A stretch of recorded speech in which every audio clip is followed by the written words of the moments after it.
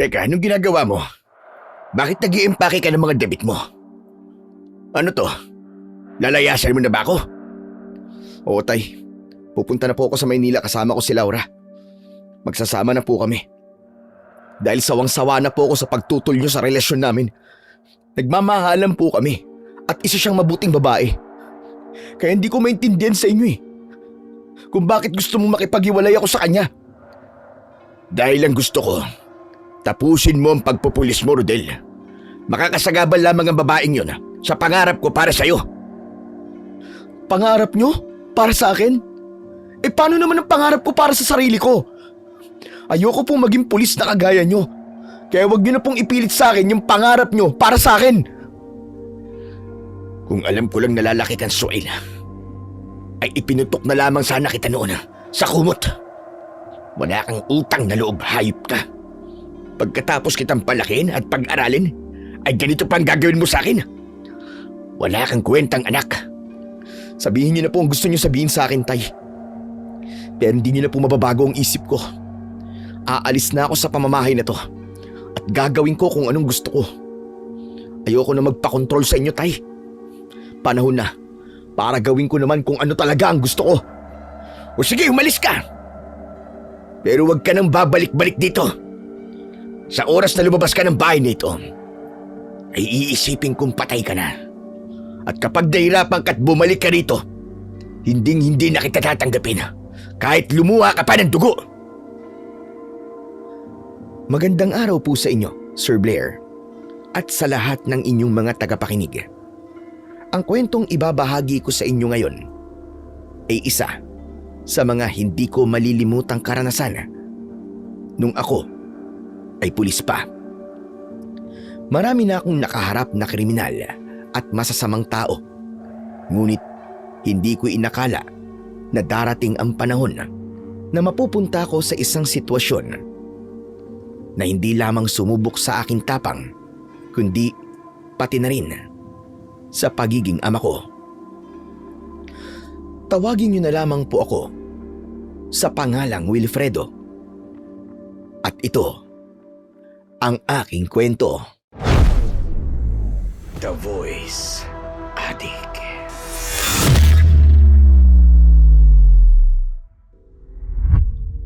Simula nang umalis ang nag-iisa kong anak na si Rodel, ay mag-isa na akong namuhay sa aking bahay na matatagpuan sa isang tago na sityo sa Zamboanga. Aminado ko na napakalungkot ng buhay ko simula nang iwanan ako ni Rodel nang dahil sa pagpilit ko sa kanya na maging isang pulis. Isang hapon, habang palubog ang araw, ay nasa labas ako ng aking bahay. Nakaupo ako habang nakatingin sa kawalan nang dumating ang matandang albularya na si Aling Brenda. Nagluto pala ako ng ginataang labong na may hipon. Heto, at dinalahan kita. Dahil alam ko na paborito mo ito, Wilfredo. Maraming salamat po, Aling Brenda. Mabuti po at hindi ko naiisipin kung anong uulamin ko mamayang hapunan. Mahirap mag-isa, no? Wala kang magiging katuwang sa bahay. Alam mo, simula nagmamatay ang asawa ko ay hindi ko na alam kung paano ang maging masaya.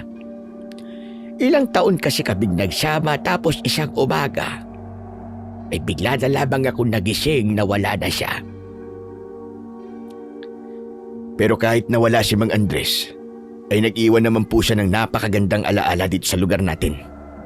Kahit sa huling hininga niya, ay pinagtanggol niya tayo sa mga aswang na nanggugulo sa atin noon. Sinabi mo pa, halos magkaparehas nga kayo ni Andres.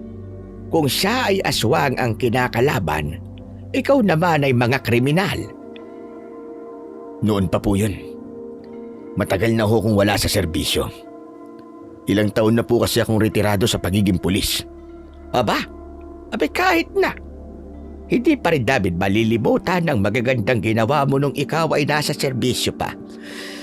Pero maiba ako, Wilfredo. Parang napapadalas yata ang pagtambay mo rito sa labas ng bahay mo ng ganitong oras. Meron ka bang hinihintay? Pinapanood ko lang ho kasi ang paglubog ng araw. Saka medyo mainit ho sa loob ng bahay kapag ganitong oras eh. Saka, sino naman po ang hihintayin ko? Ito naman, nagbabaag-maagan pa. Sino pa ba ang pwede mong hintayin kundi si Rodel, ang anak mo? Nararamdaman mo ba na anumang araw ay babalik na siya rito? Sinong Rodel po ang sinasabi niyo? Sa pagkakaalala ko, ay wala akong kilala na may pangalan na Rodel. Ikaw talaga. Huwag ka kang ganyan. Nag-iisa mong anak si Rodel kaya imposibleng makalimutan mo siya. Hindi ba't merong kasabihan na ang anak ay pwedeng makalimot sa magulang? Pero ang mga magulang ay hindi kayang makalimot sa anak. Matagal ko na akong kinalimutan ng taong yan, Aling Brenda. Kaya pwede bang wag niyo nang nababanggit sa harapan ko ang pangalan na yan? Dahil simula nang umalis siya rito at mas pinili niyang gawin ang gusto niya sa buhay, ay hindi ko lang inisip na patay na siya. Kundi inisip ko rin na kahit kailan ay hindi siya nabuhay. Kaya wala akong dahilan para hintayin ang pagbabalik niya. Huwag kang magsalita ng ganyan, Wilfredo. Kahit bali-baliktarin mo man ang mundo ay anak mo pa rin si Rodel at tatay ka pa rin niya. Alam kong nasasabi mo lang yan ngayon dahil galit ka sa kanya. Pero naniniwala ako na darating ang panahon na magtatagpo ulit kayo ng anak mo. At kapag nangyari yon, mangingibabaw pa rin sa iyo ang pagiging tatay mo sa kanya. Pasensya na ho, Aling Brenda. Mawalang galang na. Pero, pwede ho ba na iwanan niyo na ako rito? Hindi ko na ho kasi gusto ang pinag-uusapan natin. Abay sige, uuwi na ako. Pasensya ka na kung nabanggit ko si Rodel. Pero sana kung sakali bumalik dito si Rodel, ay tanggapin mo pa rin siya. At sana ay mapatawad mo siya sa pagkakamali niya sa iyo. Tinapik ako ni Aling Brenda sa balikat bago siya umalis. Nang mag-isa na ulit ako, ay biglang namuo ang luha sa gilid ng aking mga mata. Pumasok ako sa bahay at dinala sa kusina ang ulam na binigay sa akin ni Aling Brenda. Pagbalik ko sa sala ay napahinto ako sa harapan ng litrato ng namayapa kong asawa na si Isabel na nakasabit sa aming dingding. Isabel, kung nandito ka sana ay sigurado ko na hindi aalis si Rodel sa bahay natin. Sigurado ko na matutulungan mo ko sa kung paano siya palakihin at gabayan ng tama. Patawarin mo ko kung mas pinili ng anak natin ang umalis dahil sa paraan ng aking pagiging magulang sa kanya. Hindi ko na napigilan ang pagpatak ng luha ko dahil aminado ko sa sarili ko na sa loob ng 8 taon na wala si Rodel sa bahay namin ay walang araw na hindi ko siya inisip. Bago ako matulog ay palagi ko siyang isinasama sa aking dasal na sana ay nasa maayos siyang kalagayan. Kahit kasi pinili niyang iwanan ako ay hindi ko pa rin kayang itanggi na anak ko pa rin siya. Kinabukasan ng umaga, bago ko mag-almusal ay nagwalis muna ako sa harapan ng bahay. Maya-maya pa ay isang tricycle ang huminto sa tapat ng bahay ko at nanlamig ako. Nang mula roon ay bumaba si Rodel at isang batang lalaki ang kasama niya. Hindi ako makagalaw. Hindi ako makapaniwala nang nasa harapan ko na ang anak kong hindi ko nakita ng 8 taon. Tay, maano po? Anong ginagawa mo rito? Tay, gusto ko po sanang bumalik dito eh. Gusto ko na po kayong makasama ulit at humingi po ng tawad sa ginawa kong pag-iwan sa inyo noon. Tay, ito nga po pala si Alvin, anak ko po. Alvin, magmano ka sa lolo Wilfredo mo, dali. Huwag mong palalapitin sa akin ang batang yan. Ano bang akala mo? Na porke isasama mo rito ang anak mo, ipapayag na akong patirahin kayo rito? Hindi, Rodel. Baka nakakalimutan mo. na bago ka umalis ay sinabi ko sa'yo na hindi ka na pwedeng bumalik dito. Alam ko naman po yun, Tay, pero Tay, gusto ko na po kayong makasama ulit sa iisang bahay at gusto ko rin po na lumaki ang anak ko. Nakilala po kayo. Tay, baka naman pwedeng kalimutan na lang natin ang lahat ng mga nangyari. Magsimula po ulit tayo, Tay. Kung makipag-usap ka sa akin ngayon ay parang bata ang kausap mo. Anong palagay mo sa akin? Isang bata na kapag binigyan mo ng candy ay makakalimutan na ang kasalanang ginawa mo? Napakataas ng tingin mo sa sarili mo nung umalis ka rito na para bang kayang-kaya mo ang sarili mo. Pwes panindigan mo yan. 8 taon na akong nabuhay ng mag-isa at sanay na akong wala ka rito. Kaya umalis na kayo ng anak mo at wag na kayong babalik dito kahit kailan. Tay, parang awa niyo naman na. Kung gusto niyo po, luluhod po ako sa harapan niyo para lang mapatawad niyo ako. Tay, wala na po kami bahay sa Maynila. Yung asawa ko naman po namatay.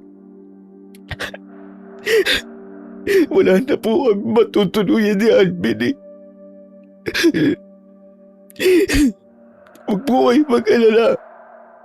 Hindi naman po kami magiging pabigat dito.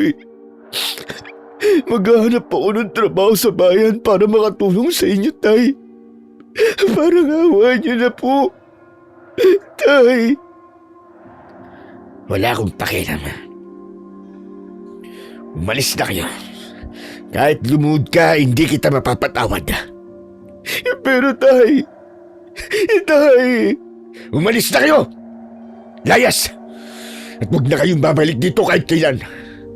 Hindi ko kayo kailangan! Masama ang loob na tinalikuran ko si Rodel at nang pumasok ako sa bahay ay agad kong isinarado ang pinto. Hindi pa rin sumuko si Rodel at paulit-ulit niyang kinatok ang pinto. Tay! Tay, parang awa niyo na! Tanggapin niyo na po ako ulit! Ano po bang gusto niyong gawin ko para mapatawad niyo ako? Tay! Tay, parang awa niyo na!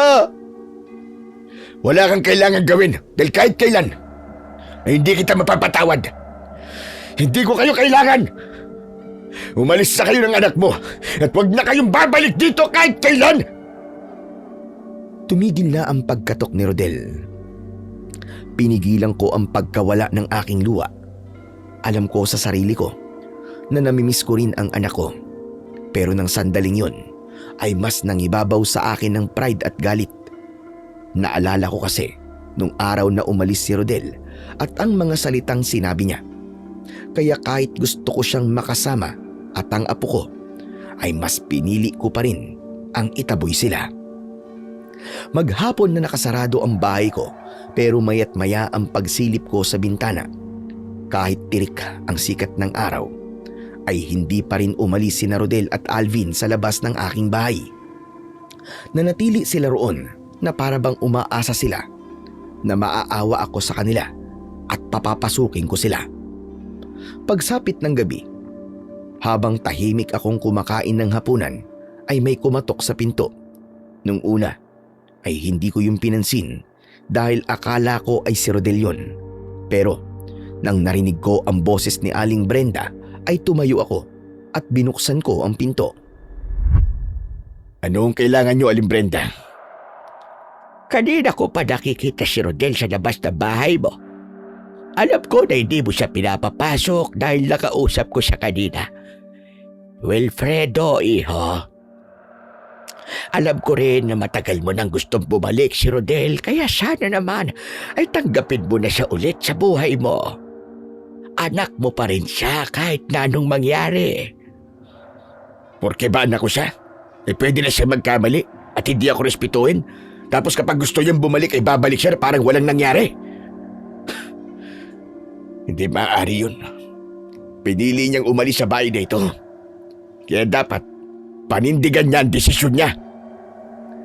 Naiintindihan ko na galit ka sa kanya. Pero wag mong hayaan na manatili ang galit na yan dyan sa puso mo. Kawawa naman yung mag-ama. Lalong-lalo na ang apo mo. Tignan mo nga, At kamukhang kamukha mo si Alvin. Sinulyapan ko sina Rodel at Alvin na nakatayo sa labas ng bakuran. Naglakad si Rodel palapit sa akin. Namumugto ang mga mata niya, kaya halatang galing siya sa matinding pag-iyak. Tay, alam ko na ilang beses ko na po itong nasabi. Pero humihingi po talaga ako ng tawad sa inyo, Tay.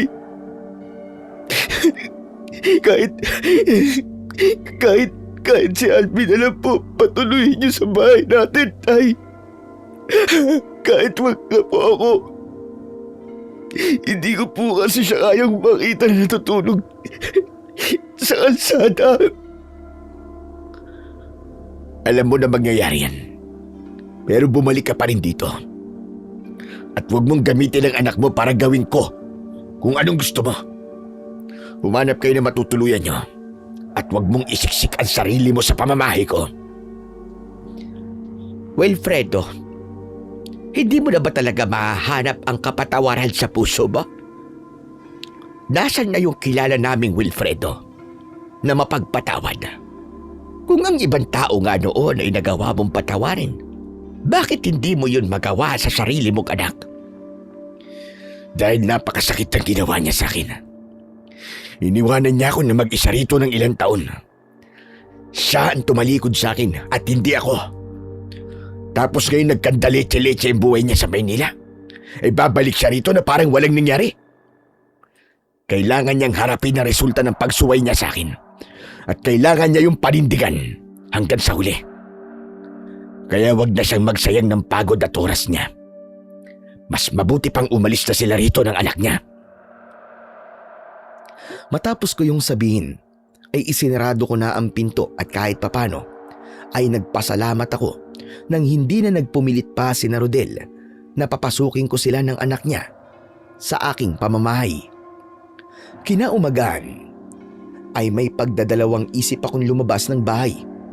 Nakahinga ako ng maluwag dahil wala na sa labas si Rodel at Alvin.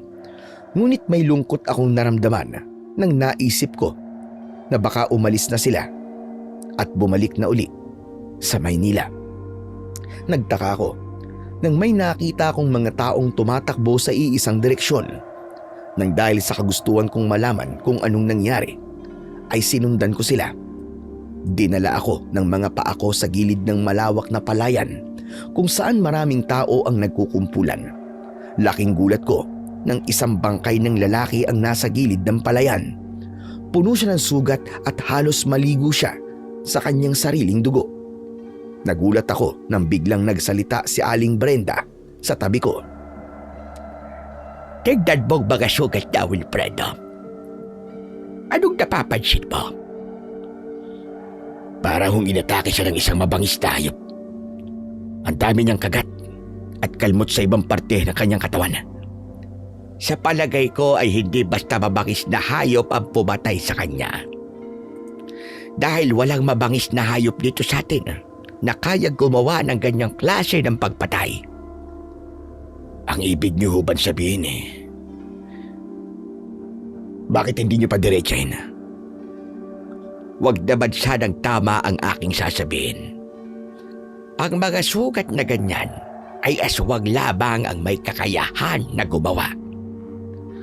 Paano ng aswang ang papatay sa kanya, Aling Brenda? Hindi ba't matagal nang pinatay ng asawa niyo ang aswang na namiminsala noon dito sa atin? Baka ibang aswang ito. Baka may panibagong aswang ang narito sa sityo natin. Posible naman yon dahil marami pang aswang ang nabubuhay sa panahong ito. Mas makakabuti siguro kung sasabihin ko sa ating kapitan ang hinala kong ito. Huwag muna, Aling Brenda. Baka kapag nalaman ng ibang taon tungkol dyan ay matakot lamang sila. Mas maganda kung siguruhin muna natin kung aswang nga ba talaga ang pumatay dyan. At paano natin ba sisiguro na aswang nga ang salarin? Magbabantay po ko tuwing gabi. Magro-ronda ako kung kinakailangan. At kapag nasiguro kung may aswang na naman dito sa atin, ay saka natin sabihin yun kay kapitan. Sa bagay, maganda yung naisip mo.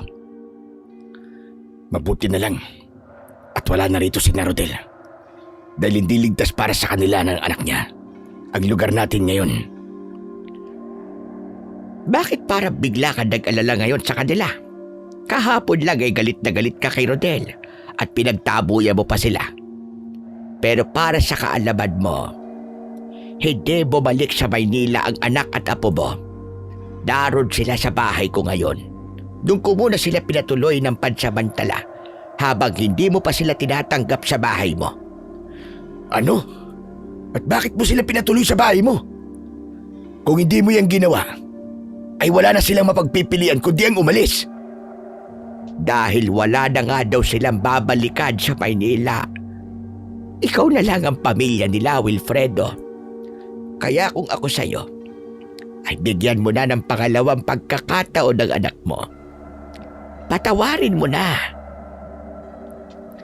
Hindi ko na sinagot si Aling Brenda. Nagmamadali akong nagtungo sa bahay niya. Nakabukas ang pinto, kaya dire-diretso akong pumasok at naabutan ko doon sina Rodela at Alvin na kumakain ng almusal. Ano pang ginagawa niyo rito? Kailangan niyo nang umalis dahil may posibilidad na may aswang ulit dito. Ano? May aswang ulit dito? Tama ang narinig mo, Rodel. Pero yun ay hinala pa lang namin ng tatay mo. Dahil yun sa isang lalaking pinatay na mukhang aswang ang salarin. Umalis na kayo rito. Dahil hindi naligtas ang lugar na ito. Lalong-lalo na dyan sa anak mo. Bumalik na kayo na Maynila. Humingi kayo ng tulong sa pamilya ng asawa mo para meron kayong matirhan na bahay. Tay, hindi ko po kasi kilala ang pamilya ng asawa ko eh. Ilang beses ko po ba sasabihin na wala na po kaming buhay na babalikan sa Maynila? Ikaw na lang ang pamilya namin, Tay. Kaya sana naman po, tanggapin niyo na po kami. Makinig ka sa anak mo. Kung doon sila maninirahan sa bahay mo, ay mas ligtas sila doon dahil kasama ka nila. Hindi ko sila kayang protektahan dito sa bahay ko kung sakali na umatake rito ang aswang. Alam mo kung paano gumalaw ang isang aswang. At walang nakakaalam kung sino ang sunod niyang bibiktimahin. Walang nakakaalam sa atin kung ano ang mga sunod na mangyayari. Kaya mas makakabuti kung kasama ka ni Rodel at Alvin. Tumiim ang bagang ko at hindi muna ako nagsalita. Pinag-isipan ko ang magiging desisyon ko. Nagtalo ang isip ko kung uunahin ko ba ang pride at galit ko o uunahin ko ang pagiging ama ko sa aking anak. Maya-maya pa ay isang malalim na paghinga ang pinakawalan ko. Sige. Pumapayag akong doon muna kayo tumuloy sa bahay ko. Talaga po? Totoo po ba yan, Tay? Nako, salamat at nagbago na rin ang isip mo, Wilfredo. Pero pansamantala lamang yun. Kapag nasiguro nating walang aswang dito, ay aalis na kayo. At kung sakaling may aswang nga, ay aalis din kayo sa bahay ko sa oras na matapos na ang problema natin sa aswang. Nagkakaintindihan ba tayo? Opo. Naiintindihan po namin. Tay, maraming salamat po. Pero Tay, pwede ko po ba kayong mayakap? Ang tagal ko na po kasi kayong gustong mayakap ulit eh. Kung ayaw mo magbago ang isip ko, yan ang wag na wag mong gagawin. Hindi porke pumayag na akong tumuloy kayo sa bahay ko, ay pinatawad na kita. Kahit sa bahay kayo nakatira, ang gusto ko ay wag niyo akong lalapitan at kakausapin dahil iniisip ko na wala kayo ron. Umalis na ako ng bahay ni Aling Brenda para umuwi sa bahay ko.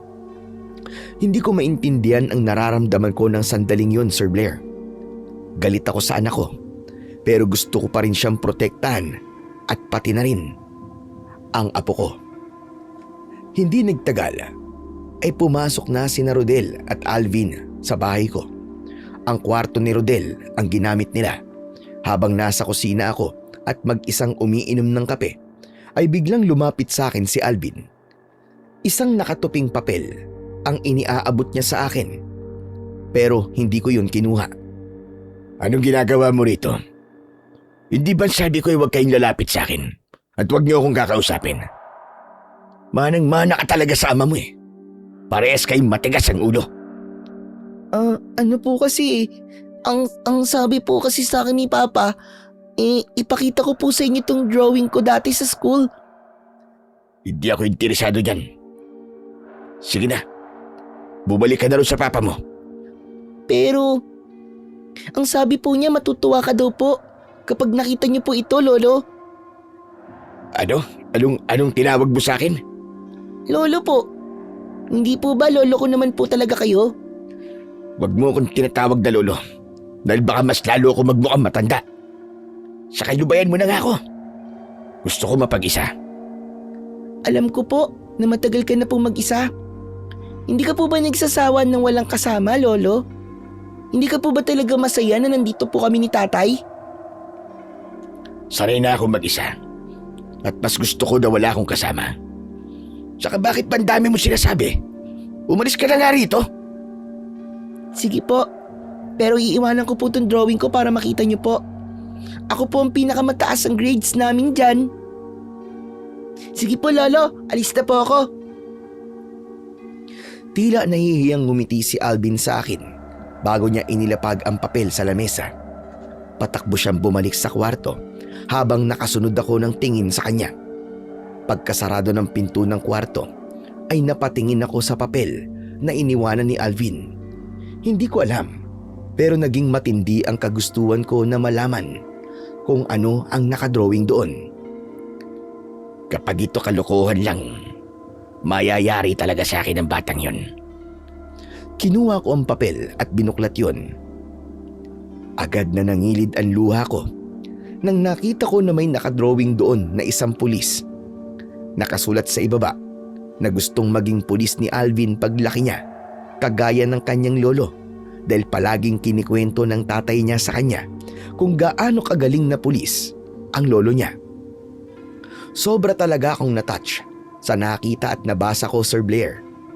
Hindi ko kasi akalain na sa kabila ng mga nangyari ay magagandang bagay tungkol sa akin ang ikinikwento ni Rodel sa kanyang anak. Pero dahil sa pride ay sinabi ko sa aking sarili na hindi dapat ako magpadala sa aking emosyon. Kaya kahit pinatuloy ko na sina Rodel sa pamamahay ko, ay kailangan pa rin niyang maramdaman ang resulta ng pag-alis niya noon. Kinagabihan, paglabas ko ng kwarto ay may nakahain ng pagkain sa lamesa. Nakaupo na rin sina Rodel at Alvin na para bang hinihintay ako. Tay, halina po kayo. Kain na po tayo. Nagluto po ako ng paborito mong beef kulma. Para sa mga hindi nakakaalam, Sir Blair, ang beef kulma ay isang tradisyonal na pagkain sa Zamboanga, partikular ng mga Tausug. Yun ay isang masarap na pagkain na niluluto ang mga sarsa gamit ang gata ng nyug, peanut butter, curry powder, tomato paste at iba't ibang lokal na pampalasa tulad ng luya at tanglad. Noong buhay pa ang asawa ko ay madalas niya yung niluluto dahil alam niyang paborito ko yun. Tara na po, Lolo, kumain na po tayo. Excited na po ako matikman ng niluto ni Papa kasi first time ko pong makakain ito eh. Baka po kagaya nyo ay maging favorite ko rin po to. Magbubukas na lang ako ng dilata. Ayokong kumain yan. Tay naman. Alam kong di ako marunong magluto noon pero iba na po ngayon, tay. Natuto na po ako sa kusina dahil sa asawa ko. Siya po nagturo sa akin na magluto ng kung ano-ano. Tikman niyo na po tong beef kulma ko, tay. Kung talagang pasado po sa inyo. Saka nakita ko po yung laman ng cabinet niyo. Kahit isang dilatay, wala naman po kayo eh. Kung ganun ay di na lang ako kakain. Total di pa naman ako nagugutom. Isa pa, may kailangan akong gawin ngayong gabi. Bumalik ako sa aking kwarto at kinuha ko ang baril ko na lisensyado.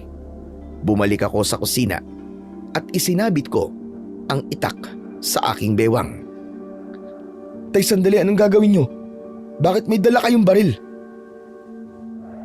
Aalamin ko kung totoong may aswang dito. Kailangan ay masiguro ko kung meron ba tayong dapat katakutan o wala. Pero, Tay, wala naman po kayong karanasan sa ganyang bagay ah. Mahirap po kung mag-isa kayong kikilos. Ang mabuti pa po siguro ay sumama ako sa inyo. Alam mo kung ano mas mabuting gawin mo? Dumito ka lang sa bahay at bantayan mo ang anak mo. Huwag kayong lumabas at maglagay kayo ng asin at bawang sa mga bintana at pinto. Mag-iingat ka po, Lolo ah. Ipagtitira ka po namin ni Papa ng kanin at ulam para pagbalik niyo po ay may pagkain ka pa rin. Tumalikod na ako at naglakad palabas ng bahay. Nang nasa labas na ako, ay hindi ko napigilan ang mapangiti dahil kay Alvin. Hindi ko kasi kayang itanggi na malaki ang pagkakahawig naming dalawa. Isa pa, nakuha rin niya ang ugali ni Rodel nung bata pa ito dahil pareha silang malambing at maalalahanin. Sa magdamag kong pag-iikot sa aming sityo ay hindi ko nakita ang aswang. Madaling araw na ako bumalik sa bahay at ramdam ko ang matinding gutom dahil hindi ako naghapunan kanina. Kahit takam na takam ako sa ulam na niluto ni Rodel. Pagdating sa bahay ay dumiretso ko sa kusina at agad kong kinain ang ulam na niluto ni Rodel at habang kumakain ako ay hindi ko napigilang maalala ang aking asawa dahil katulad na katulad yun ng lasa ng luto ng anak ko. Kinaumagahan habang nag-aalmusal kami ay tahimik lang ako na kumakain. Hindi ko pinapansin sina Rodel at Alvin. Oo nga pala tay, bukas po maghahanap po ako ng trabaho sa bayan. Gaya po ng sinabi ko, ayoko pong maging pabigat kami ni Alvin sa inyo kaya dapat po magkaroon kagad ako ng trabaho. Bahala ka sa buhay mo. Pero ano man ang mangyari, may aswang man o wala, ay iisa pa rin ang gagawin yung dalawa. Hindi kayo magtatagal dito at aalis din kayo. Huwag po kayong mag-alala, Tay. Kasi hindi ko naman po nakakalimutan yan. Ay, oo nga po pala. Ano pong nangyari sa paghahanap niyo sa aswang kagabi? Wala akong nakitang aswang. Pero hindi pa rin ako titigil. Hanggat hindi ko nasisiguro na ligtas tayong lahat. Grabe, sobrang mahal na mahal niyo po talaga tong lugar natin, no? Kahit kasi wala na kayo sa serbisyo bilang isang pulis ay sinisiguro niyo pa rin ang kaligtasan ng mga tao rito. Abay malamang, dati akong pulis. At kahit retirado na ako, ay nasa puso ko pa rin ang paglilingkod. Isa pa, walang ibang gagawa nito, kundi ako lang. Lalo na't wala na ang asawa ni Aling Brenda na dating isang antingerong manunugis. Papa, ano po yung antingerong manunugis? Yun yung taong gumagamit ng anting-anting para makipaglaban sa mga aswang. Ganun kasi dati yung asawa ni Aling Brenda kaya lang matagal na siyang patay. Ang galing! Parang astig po pala na maging antingerong manunugis, no? Gusto ko rin po maging ganun paglaki ko. Akala ko ba gusto mo maging pulis kagaya ko paglaki mo? Oo nga po. Pero, sandali lang, paano niyo naman po nalaman na gusto kong maging pulis? Aha, alam ko na. Tinignan niyo po yung drawing ko, no? Ha? Ano kasi? Nilipad yung papel na yun at hindi ko alam na drawing mo pala yun. Siyempre, titignan ko. Pero, aksidente ko lang na nakita. At wala talaga akong interest na makita kung anong nakasulat at nakadrawing doon. Tay, kung hindi mo natupad ang pangarap mo para sa akin na maging pulis, ay mukhang si Alvin po ang tutupad nun. Noon pa man po kinikwento ko na po sa kanya ang magagandang nagawa niyo nung nasa serbisyo ka pa. At kahit hindi ka pa niya nakikilala nun, ay talagang idol na idol ka na po niya. Pwede ba, Rodel? Huwag mong gamitin pagkonsuelo ang anak mo sa akin. Sa hindi mo pagsunod doon sa akin. At isa pa, bata pa yan. Paano kung magbago ang isip niyang paglaki niya? Eh di pipilitin ko na naman siya sa gusto ko na maging pulis siya. Tay, si Alvin po nagsasabi na gusto niya maging pulis at hindi ako. Pero kung sakaling magbago po ang isip niya, wala pong problema sa akin. Kung ano pong gusto niya ay susuportahan ko siya. Kasi alam ko po ang pakiramdam nang hindi suportado ng magulang ang mga gusto ng isang anak. Naku tay, pasensya na po. Wala akong masamang ibig sabihin sa sinabi ko ha. Base lang po yan sa naging experience ko dati. Nagpasalamat ako dahil biglang dumating si Aling Brenda dahil kasi sa kanya ay hindi na ako obligadong sagutin ang huling sinabi ni Rodel. Napansin ko na tila balisa ang matandang babae at nahinuha ko na may sasabihin siyang hindi maganda. Wilfredo, masamang balita. Umatake na naman ang aswang kagabi. Ano ka mo? Paano umatake? Magdamag akong umikot dito sa sityo natin at wala akong nakita kahit isang aswang. Hindi dito sa lugar natin kundi sa kabilang sityo. Wilfredo, isang lalaki na naman ang pinatay at nakita ko mismo ang bangkay bago pa yung kunin ang ambulansya. Tadtad ng kalbot at kagat ang buong katawan niya. Sa pagkakataong ito, ay sigurado na ako.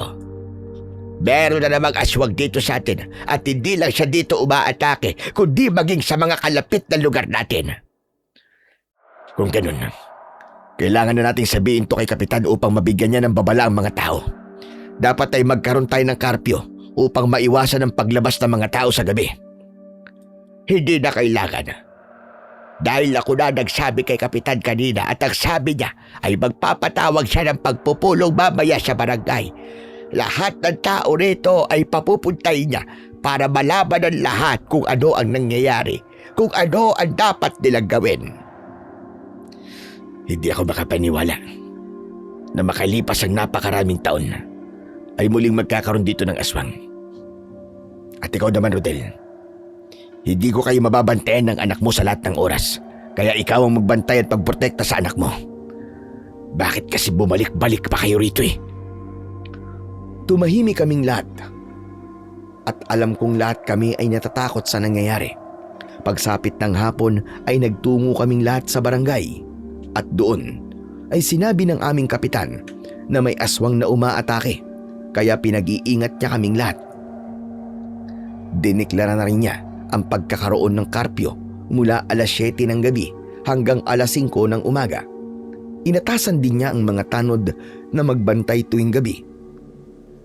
At bilang dati akong pulis ay nagpresenta ako na sasama ako sa pagbabantay sa aming lugar. Kinagabihan, Sir Blair, bago ko umalis para magbantay sa aming lugar, ay dumating si Aling Brenda. Agad kong napansin ang dala niyang maliit na kahon na gawa sa kahoy. Sinabi niya na may importante siyang sasabihin sa akin, kaya nag-usap kami sa sala. Ano ho ba yung sasabihin yung importante? Pwede bang pakibilisan dahil sasamahan ko mga tanod sa pagroronda? Dala ko ang anting-anting na iniwanan ng aking asawa. Kasama sa kahon na ito ang isang papel kung saan nakasulat ang orasyon upang mabuhay muli ang kapangyarihan nito. Alam kong alam mo na ito ginamit niya noon sa pakikipaglaban sa mga aswang. Hindi ko makakalimutan ang anting-anting na yan. Nung buhay pa ang asawa mo, ay nagbibiruan pa kami na kapag ayaw niya nang makipaglaban sa mga aswang, ay sa akin yan ibibigay. Hindi nagbibiro si Andres nang sabihin niya yon sa iyo. Ang totoo niyan, bago siya malagutan ng hininga, ay nasabi pa niya sa akin na ipagkatiwala ko sa iyo ang anting-anting na ito. Pero hindi ko agad ito ibinigay sa iyo dahil tahimik na ang sityo natin doon. At alam ko na hindi mo na ito kailangan ng panahon na yon. Ngunit may aswang na naman dito sa lugar natin. Kaya naisipan kong panahon na upang ibigay ito sa iyo, Wilfredo. Teka, sandali lang, Aling Brenda. Para po sa akin ay biruan lamang namin yun ni Mang Andres. Hindi po ko seryoso na tatanggapin ko yan dahil alam ko kung gaano kabigat ang responsibilidad na kakambal niyan. At isa pa, kung lalabanan ko man ng aswang ay gusto ko nang gagamitin ko ang sarili kong lakas. At hindi ako gagamit ng kung anumang bagay para mas lalo akong lumakas o magkaroon ako ng kapangyarihan. Makinig ka sa aking mabuti, Wilfredo. Wala pa tayong ideya kung gaano kalakas ang aswang na nandito sa atin ngayon. Alam kong matapang at malakas ka. Pero walang masamang gumamit ka ng anting-anting para mas lumakas ka. Kung gagamitin mo ito, malaki ang tsansang matalo mo kagad ang aswang na iyon. Alam ko, pero gaya ho ng sinabi ko, hindi ko kaya ang responsibilidad na mapupunta sa akin sa sandaling tanggapin ko yan. Alam ko na hanggang sa huling hininga ko, ay dapat gamitin ko yan sa pakikipaglaban ko sa mga aswang. Aling Brenda, medyo maaga po akong nagretiro sa pagiging pulis dahil gusto ko ng tahimik na buhay at hindi po matatahimik ang buhay ko kung bibigyan niyo ko ng isang responsibilidad na hindi ko alam kung kaya ko bang panindigan hanggang huli. Kaya pasensya na po kung tatanggihan ko ang gusto niyo mangyari. Naniniwala ako na may ibang taong mas karapat-dapat na magmay-ari niyan at siya ang kailangan mong hanapin. Naiintindihan ko. Hindi na kita pipilitin. Pero kung sakaling magbago ang isip mo, ay kausapin mo lamang ako. Buo na po ang desisyon ko at hindi na magbabago ang isip ko, Aling Brenda. Tanging tango na lang ang naisagot ni Aling Brenda bago siya umalis. Pagtayo ko ay nakita ko si Rodel na nakatayo sa labas ng pinto ng kusina at sigurado ko na narinig niya ang lahat ng pinag-usapan namin ni Aling Brenda. Tay, ikaw po palang napili ni Mang Andres na susunod na magmamay-ari ng anting-anting niya. Pero bakit tayo niyo pong tanggapin yun? Total, ay isa po kayo sa tumutugi sa aswang. Malaki po may tutulong ng anting-anting na yun sa inyo, Tay. Kailangan ko bang sagutin yung talong mo? Eh mukhang narinig mo naman ang lahat ng pinag-usapan namin ni Aling Brenda. Pero Tay, kung nagtiwala po sa inyo si Mang Andres, ibig sabihin po, alam po niya na kaya mong gamitin ang anting-anting. Kaya mo ang responsibilidad na ibibigay nun sa'yo. Bakit ba mas marunong ka pa sa kung ano magiging desisyon ko? Hindi kita binigyan ng karapatan na makialam sa buhay ko. Pero bakit kapag ikaw ang makikialam sa buhay ko, Tay, ayos lang? Tapos kapag ako, hindi pwede. Ganun po ba talaga yon? Porque anak mo lang ako, ay may karapatan ka ng makialam sa dapat mangyari sa buhay ko, ganun ba yun, Tay? Tapos ako, hindi kita pa pwedeng pakialaman? Ano bang pinuputok ng butsi mo? Oo, nakialam ako sa buhay mo nun. Pero ang gusto mo pa rin naman ang nasunod Wala kang karapatan magsalita sa akin ng ganyan. Dahil tatay mo pa rin ako, Rodel. Hindi ka pa rin talaga nagbabago, Tay. Ang akala ko kapag iniwanan kita, ay marirealize mo ang lahat ng pagkakamali mo.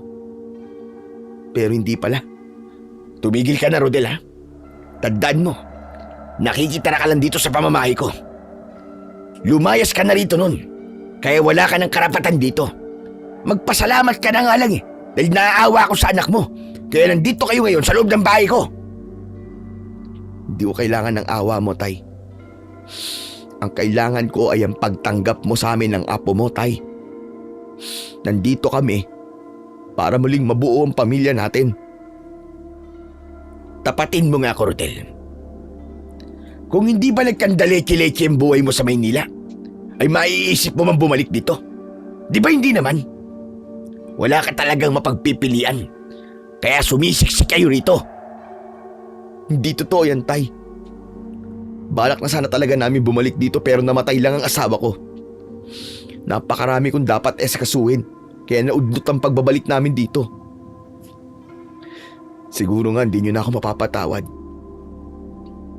Kahit ikaw naman ang talagang nagtulak sa akin para umalis ako nun. Siguro nga hindi mo na kami matatanggap ni Alvin. Pero isa lang ang gusto kong sabihin sa inyo, Tay. Hindi ko gagawin sa anak ko ang ginawa mo sa akin noon. Hindi ko siya pipilitin sa isang bagay na ayaw niyang gawin. At hindi ko siya gagawing robot na sunod-sunudan sa lahat ng sinasabi ko. Dahil alam ko ang pakiramdam na parang wala akong sariling pag-iisip sa sarili kong pamamahay. Wala ka talagang respeto sa akin, hayop ka! Sumabog na ng gusto ang galit ko ng sandaling yun, Sir Blair. Masakit para sa akin ang mga salitang narinig ko dahil alam ko na lahat ng yun ay totoo. Mariin kong ikinuyom ang aking kamao at nang akmang susuntukin ko na si Rodel sa muka ay biglang lumabas si Alvin mula sa kusina. Tumakbo siya papunta sa akin at umiiyak siyang yumakap sa bewang ko. Lolo, wag po! Wag niyo po sasaktan si Papa, please po, Lolo! Wag po kayo mag-aaway ni Papa! Anak, hindi naman kami nag-aaway ng lolo mo eh. Nag-uusap lang kami. Hindi po totoo yan. Kanina pa po kayo nagsisigawan eh. Tapos susuntukin ka po sana ni Lolo. Pakiramdam ko ay binuhusan ako ng napakalamig na tubig ng sandaling yon dahil sa pagyakap ni Alvin sa akin. Pero ayokong ipakita na naaawa ako sa kanya. Kaya inalis ko ang pagkakayakap niya sa akin at walang imik akong pumasok sa aking kwarto. Nagpalakad-lakad ako doon habang pilit kong kinakalma ang aking sarili. Sa mga lumipas na araw ay nagpatuloy ako sa pagsama sa mga tanod sa pagtugi sa aswang. Ngunit sa kasamaang palad, hindi namin makita ang aswang kahit patuloy ang pagdagdag ng mga ulat ng kanyang pag-atake. Hanggang isang madaling araw, pag uwi ko sa bahay ay nagtaka ko dahil wala roon sina Rodel at Alvin. Alam ko na hindi sila umalis dahil nasa kwarto pa nila ang kanilang mga gamit. Saan naman kaya nagpunta ang dalawang yun? Hindi kaya sumama ang loob ni Rodel sa akin? Dahil sa nagkasagutan kaming dalawa kanina? Nagtungo ako sa bahay ni Aling Brenda at kahit alam kong tulog siya ay kumatok ako sa pinto.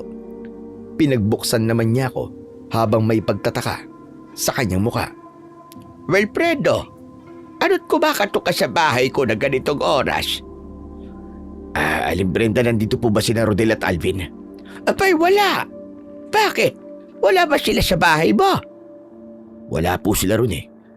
Pag uwi ko galing pagroronda, ay hindi ko sila nakita sa bahay. Pero mukhang di naman sila umalis o pumunta sa ibang lugar dahil naroon pa mga gamit nila eh. Diyos ko, saan naman kaya nagpuntang mag-aba na yon? Delikado pa rin kapag ganitong oras dahil madilim pa. Aba, sandali. Si Rodel yun ah! Paglingon ko sa likod, ay nakita ko si Rodel na humahangos na papalapit sa amin. Bakas sa mukha niya ang labis na pag-aalala. Rodel, saan ba kayo galing at bakit pag uwi ko sa bahay wala kayo? Tay, tulungan niyo ako, Tay. Nawawala po kasi si Alvin eh. Ano ka mo? Paano nawawala ang anak mo? Hindi ko po alam eh. Naalimpungatan po kasi ako kanina tapos wala po siya sa tabi ko. Hinahanap ko po siya sa bahay pero wala siya. Sa palagay ko lumabas siya, Tay.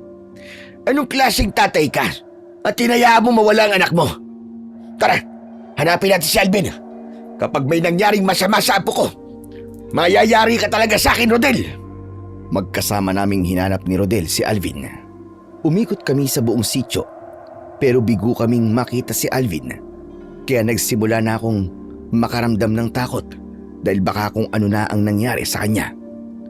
Halos mamatay na ako sa labis na pag-aalala ng sandaling yon, Sir Blair.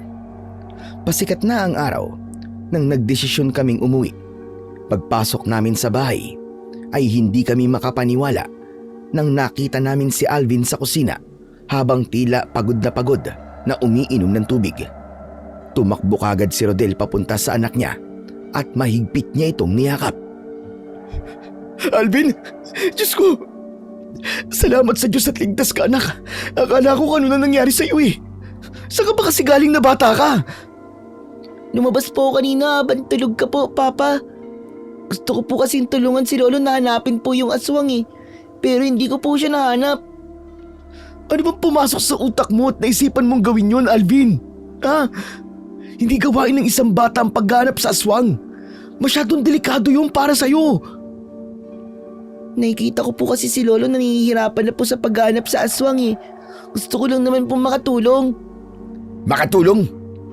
Sa tingin mo ba'y nakatulong ka sa ginawa mo? Hindi mo ba alam na halos mamatay na kami sa pag-aalala sa'yo? Dahil ang akala ko, pinatay ka na ng aswang. Tay, huwag niyo naman pong sigawan si Alvin. Bata pa po siya at mas lalo niya pong hindi maiintindihan ang pagkakamali niya kung sisigawan niyo po siya. Kaya naman palang tigas ng ulo ng anak mo eh.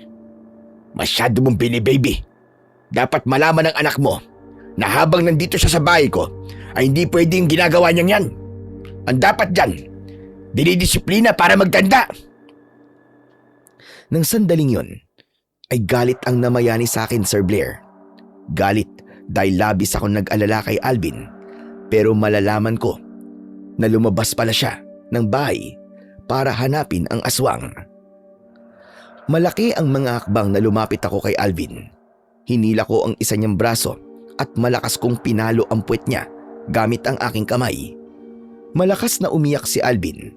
Nang muli ko siyang papaluin, ay nagawa ng hawakan ni Rodel ang kamay ko at nagtama ang mga mata namin. Matalim ang mga mata ni Rodel habang nakatitig sa akin. Marahas na binitiwan ni Rodel ang kamay ko at niyakap niyang muli ang umiiyak na si Alvin. Wala kang karapatang saktan ng anak ko, Tay. Ako ang tatay niya, kaya ako ang magdidesisyon kung paano ko siya didisiplinahin. Kahit kailan ay hindi ito nakatikim ng palo mula sa akin o kahit sa nanay niya. Tapos kayo lang palang mananakit sa kanya? Hindi na nakapagtataka kung bakit matigas ang ulo ng anak mo. Alam niya kasi na kahit gumawa siya ng kasalanan, ay hindi siya mapapalo o mapaparusahan. Sige, ipagpatuloy mong ganyang pagpapalaki sa kanya. At sigurado ko na kapag lumaki na yan, ay magiging sakit mo yan sa ulo. Kung mangyari man po yun, problema ko na yun, Tay. Hindi niyo na po problema yun. Nang paluin mo siya kanina, naalala ko yung panahong bata pa ako, na konting pagkakamali ko lang ay sinasaktan niyo agad ako. Pero tignan niyo ang nangyari sa akin. Naging rebelde ako sa inyo. At ayokong maging ganun ang anak ko sa akin. Pamamahay ko ito, Rodel. At ako ang masusunod dito. Kaya kung ayaw mong ipadisiplina sa akin yung anak mong matigas ang ulo, eh umalis kayo rito. Hindi kami aalis dito, Tay. Anak mo ko at may karapatan ako sa bahay na to. Hindi mo kami pwedeng basta na lang paalisin. Talagang sinusubukan mo ako, ha? Pues, ipapakita ko sa inyong dalawa na sa bahay na ito ay ako ang batas. Malalaki ang mga hakbang na nagtungo ako sa kwarto ni Rodel at Alvin. Binuksan ko ang aparador at inilabas ko ang lahat ng damit nila. Itinapon ko ang mga yon sa labas at wala nang nagawa si Rodel kundi ang pulutin sa labas ang mga gamit nila. Simula ngayon, ayoko nang makikita ang pagmumukha niyong dalawa. Umalis na kayo rito at ang gusto ko ay pumunta kayo sa lugar na malayo sa akin.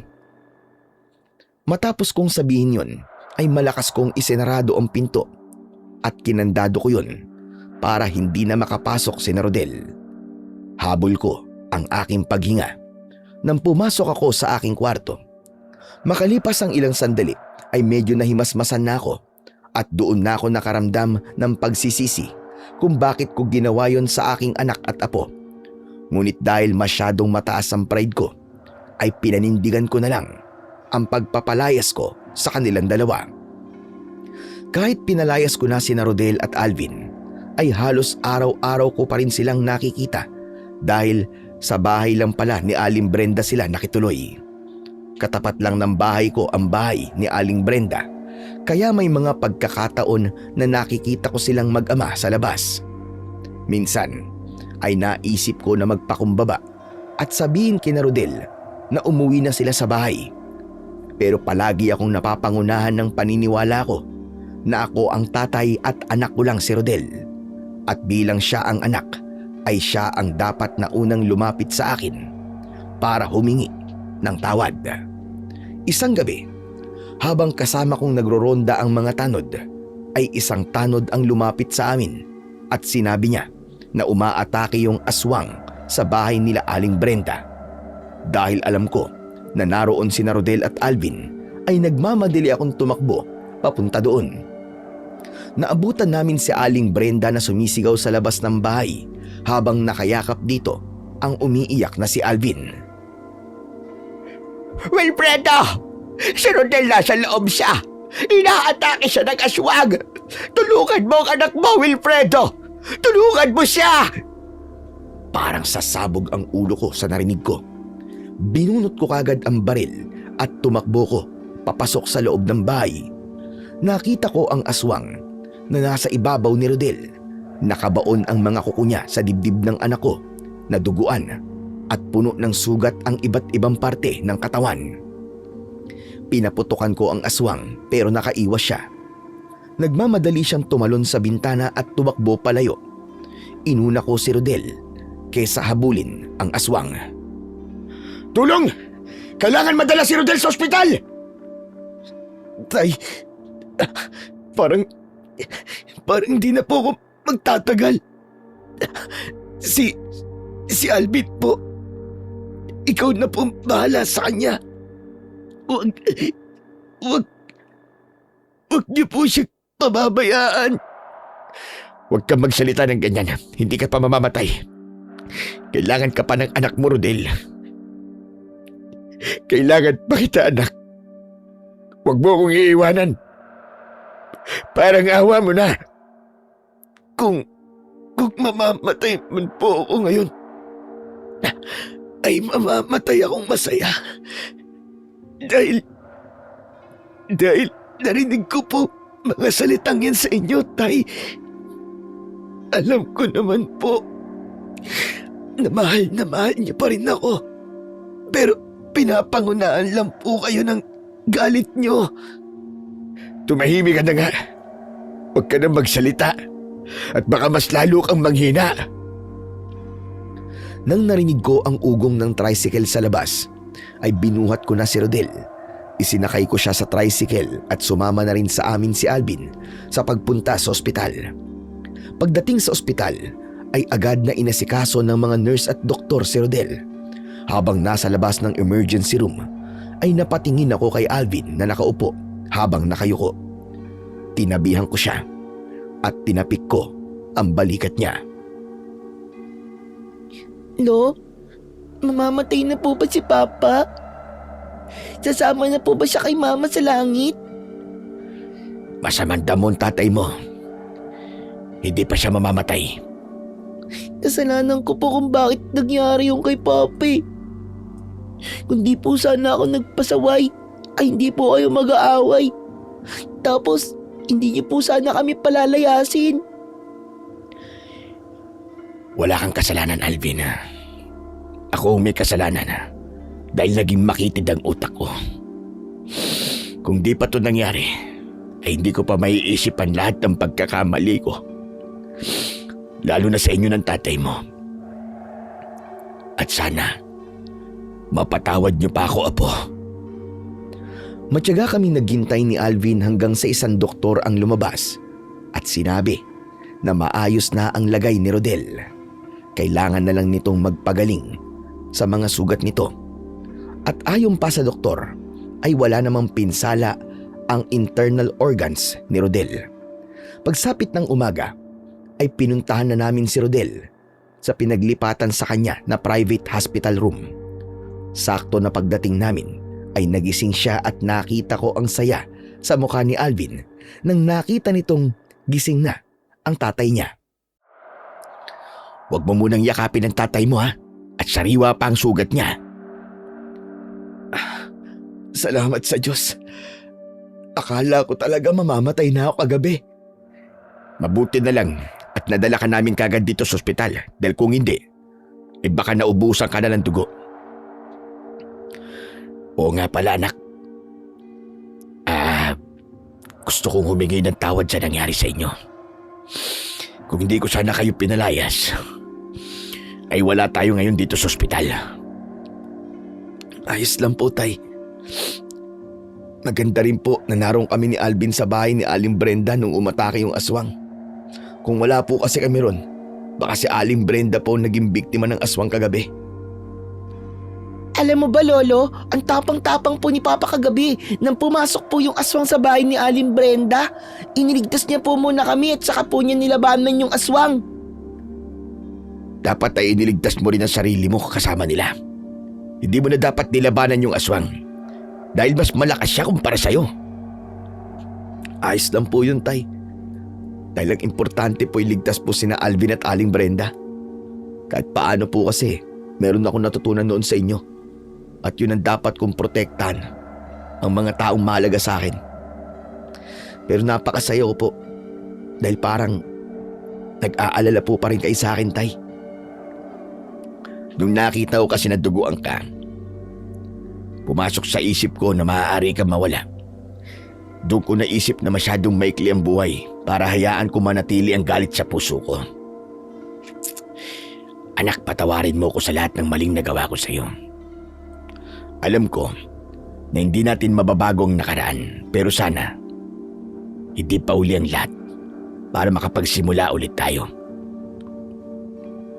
Yan po talagang matagal ko nang gusto marinig sa inyo, Tay. Sobrang saya ko po dahil sa mga sinabi nyo. Huwag po kayong mag-alala dahil matagal ko na po kayong napatawad. At sana mapatawad nyo rin po ako sa ginawa kong pag-iwan sa inyo dati. Alam ko po na hindi naging madali ang buhay nyo sa loob ng 8 taon dahil mag-isa lang po kayo. Naiintindihan ko na rin kung bakit kailangan mong umalis nun. Kung hindi ka umalis, ay hindi mo magagawa kung anong gusto mong gawin sa buhay at sigurado ko na wala ngayon si Alvin. Basta anak, pagsisimula ulit tayo at nangangako ko na aalisin ko na ang lahat ng galit na meron ako sa puso ko. Hindi na namin napigilan ni Rodel ang maluha ng sandaling yun, Sir Blair. Hindi ko akalain na ganun pala kasarap sa pakiramdam ang magpatawad at humingi ng tawad. Ngunit nagtaka ko nang sinabi ni Rodel kay Alvin na lumabas muna ito dahil merong kaming pag-uusapan na kaming dalawa lang ang dapat makarinig. Walang tanong na lumabas si Alvin at nang kami na lang dalawa ni Rodel ang nasa kwartong yun, ay may pagtataka kong tumingin sa kanya. Mukhang importanteng sasabihin mo dahil pinalabas mo pa ang apo ko. Ayoko po kasing marinig ni Alvin tong mga sasabihin ko sa inyo eh. Dahil alam ko na masasaktan siya ng sobra. Tungkol po kasi ito sa kung paano po namatay ang nanay niya. Oo nga pala. Hindi mo pa nga pala nasasabi sa akin ang dahilan kung bakit namatay si Laura. Ano ba talaga nangyari? Ang totoo po kasi niyan, Tay. Pinatay po ng isang aswang si Laura. Hindi ko po akalain na kahit pala sa Maynila ay meron ding mga ganong nilalang. Nagtatrabaho po kasi noon si Laura bilang isang kasambay sa isang mag-asawa na mayaman. Wala naman po kaming kaalam-alam na aswang palang mag-asawa na yon. Sila po ang pumatay sa asawa ko at maging ako po ay muntik na nilang patayin. Ginawa ko po ang lahat para ipagtanggol ang sarili ko hanggang sa napatay ko po ang babaeng aswang na isa sa pumatay kay Laura. Diyos ko, bakit ngayon mo lang sinabi sa akin ang tungkol dyan? Hindi ko po sinabi sa inyo kasi pakiramdam ko hindi ko dapat ito sabihin habang may galit ka pa sa akin. Ang pangyayaring din po yun ang dahilan kung bakit kami bumalik ni Alvin dito sa sitio natin. Dahil kasi sa pagpatay ko sa asawa ng aswang na pumatay kay Laura, ay hinahanting kami ng aswang na yon. Sandali, tama ba ang pagkakaintindi ko? Yung aswang na nasa sitio natin ngayon ay ang asawa ng aswang na pinatay mo? Opo, Tay. Si Rodrigo po. Galit na galit po siya sa akin dahil pinatay ko ang asawa niya. Pero ginawa ko yun dahil pinatay nila si Laura eh. Pinatay nila ang asawa ko nang walang kalaban-laban. Naisip ko po kasi na kung aalis kami sa Maynila ni Alvin at babalik kami sa bahay niyo, ay hindi na kami masusundan ni Rodrigo. Pero nagkamali pala ako, Tay. Hindi ko akalain na malalaman ni Rodrigo kung nasan kami. Patawarin niyo po ako ha. Kung pati ang buong sitio natin nadamay sa problema ko. Wala kang dapat naingi ng tawad dahil alam kong hindi mo ginusto ang mga nangyari. Ang Rodrigo na yun at ang asawa niya ang dapat nasisihin sa lahat na nangyayari ngayon. Kung hindi nila pinatay si Laura, ay alam ko na hindi mo magagawa ang bagay na yun. Pero tama rin na nandito kayo ni Alvin. Dahil ako ang bahala sa inyo. Poprotektahan ko kayo sa abot ng aking makakaya. Hindi ako papayag na saktan kayo ng aswang na yon. Salamat po, Tay. Maraming salamat dahil sa kabila po ng pag-iwan ko sa inyo noon, ay gusto mo pa rin akong protektahan. Kasama ang apo nyo. Ikaw na rin ang nagsabi kanina na tinuruan kitang protekta ng mga taong mahalaga sa iyo. At mahalaga kayo sa akin ni Alvin. Kaya dapat lang na protektahan ko kayong dalawa. Nang sandaling yon, ay doon ko napagtanto kung gaano kaseryoso ang aming sitwasyon dahil ang anak at apo ko pala ang target talaga ng aswang na yon. Pagkatapos naming mag-usap ni Rodel, ay lumabas muna ako ng ospital. Nagtungo ako sa smoking area ng isang shopping mall at doon nanigarilyo para pakalmahin ang aking sarili. Isang matangkad na lalaki na may malaking pangangatawan ang biglang lumapit sa akin. May lighter ka ba, pare? Pwede ba makisindi? Oo, meron. Maraming salamat. Hindi ba ikaw yung nagsugod ng isang sugatang lalaki kagabi sa ospital na malapit dito? Kaano-ano mo ang lalaking yun? Anak ko yung pare. Paano mo nalaman ang tungkol sa bagay na yun? Nakita ko lang. Meron din kasi akong pasyente sa ospital na yun eh. Kumusta na pala ang anak mo? Okay na siya ngayon. Ang kailangan na lang niyang gawin ay magpagaling sa mga sugat niya. Nakita ko kagabi yung labis sa pag-aalala mo sa anak mo. Alam ko tumatakbo sa utak mo ng sandaling yun. Iniisip mo na baka mamatay siya. Alam ko ang ganun pakiramdam dahil minsan na rin nawalan ako ng mahal sa buhay at napakasakit ang ganun pakiramdam. At ang mas masakit ay ang paninisi ko sa sarili ko na hindi ko siya nagawang protektahan. Ikaw ba? Hanggang saan ang kaya mong gawin para protektahan ng mahalagang tao sa'yo? Kaya kong ialay ang aking sarili para sa kanila. Ganun ko sila poprotektahan. Teka nga, bakit ba ganyan ang mga tanungan mo sa akin? Bakit parang ang dami mong alam tungkol sa buhay ko at ng anak ko? Sino ka ba? Kilala ba kita? Hindi mo ko kilala, pare. Pero ang anak mo, kilalang kilala niya ako. Napakunot ako ng noo nang ngumisi ang lalaki. Matiim ko siyang tinitigan hanggang sa isang bagay ang pumasok sa isip ko.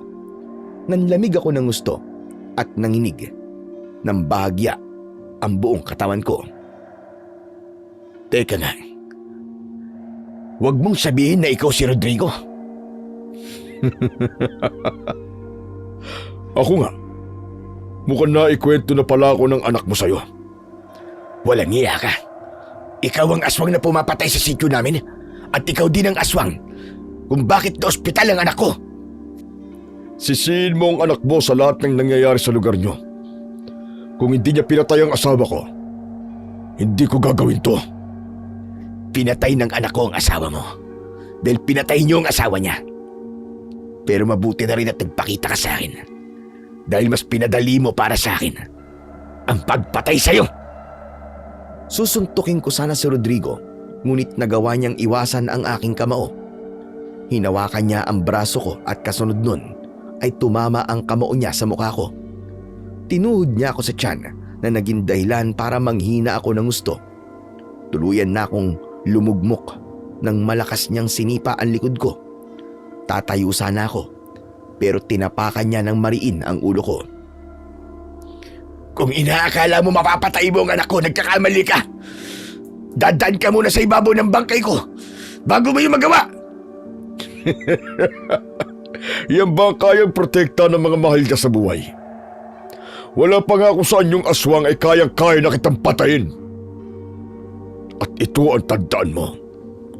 Pagbabayaran ng anak mo ang ginawa niya sa asawa ko. Hindi ako titigil hanggat hindi ko na ibibigay ang hustisya na nararapat para sa asawa ko. Isang security guard ang sinigawan si Rodrigo. Nagmamadaling tumakbo si Rodrigo palayo. Tinulungan ako ng security guard na tumayo at tinanong niya ako kung ano nangyari. Sinabi ko na lang na kilala ko si Rodrigo at nagkaroon lamang kami ng pagtatalo. Natakot ako ng sandaling yun, Sir Blair, para sa anak kong si Rodel. Naramdaman ko kasi ang matinding puot ni Rodrigo at sigurado ko na hindi siya titigil hanggat hindi niya napapatay ang anak ko. Nang dahil sa banta ni Rodrigo ay naging maigpit ang pagbabantay ko kay Rodel habang nasa ospital siya. Hindi ko rin pinaalis si Alvin sa tabi ko dahil may posibilidad na maging siya ay idamay ni Rodrigo. Pinili kong wag sabihin kay Rodel ang naging engkwentro ko kay Rodrigo dahil baka makaapekto yon sa pagpapagaling niya. Matapos ang ilang araw sa ospital ay pinayagan na ng doktor na makauwi si Rodel. Maaari na kasing sa bahay na siya magpagaling ng mga sugat niya. Pagdating namin sa bahay ay agad kaming pinuntahan ni Aling Brenda. Sakto na lumabas si Alvin para makipaglaro sa mga bata. Mas mabuti kasing hindi niya marinig ang pag-uusapan namin. Mabutit pumunta ka rito, Aling Brenda. Itatanong ko kasi sa'yo kung ano mga nangyari rito habang nandun kami sa ospital. Hindi maganda.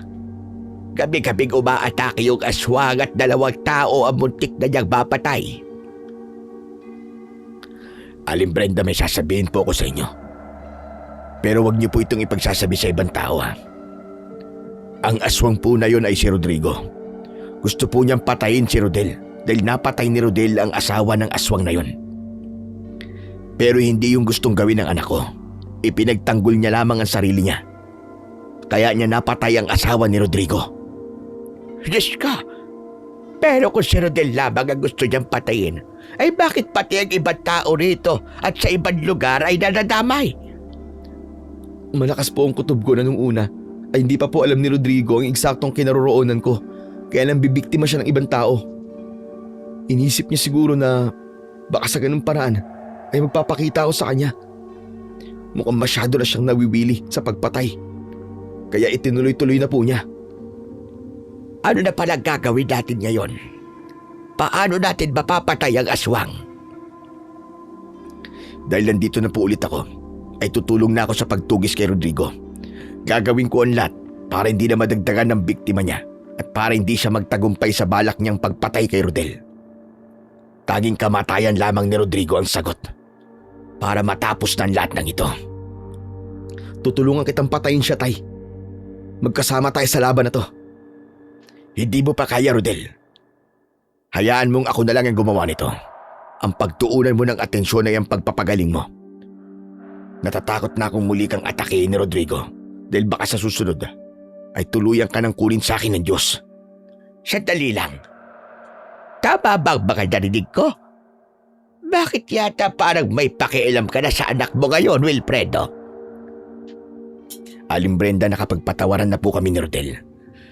Marami po akong napagtanto ng nanganib po ang buhay ng anak ko.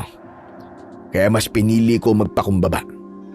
Kaya umasa po kayo na simula sa araw na to ay hindi ko na sila palalayasin ni Alvin sa bahay namin.